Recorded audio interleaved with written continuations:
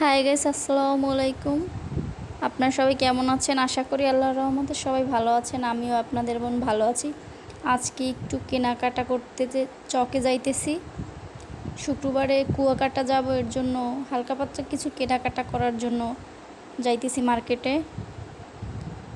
তো যে মার্কেটে চলে আসছি, আপনার ভাই বলতেছে আমাকে যে কিছু কেনার জন্য।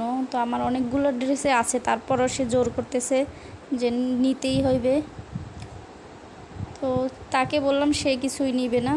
তো তাকে জোর করে একটা গেঞ্জি কিনে দিলাম, আর আমি একটা টপস আর একটা প্যান্ট কিনলাম। তো ওই যে তার গেঞ্জিটা একটু বড় হয় দেখা এখানে ঠিক করানোর জন্য নিয়ে আসছে।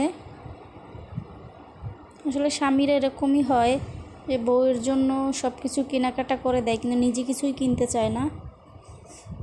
তো এই যে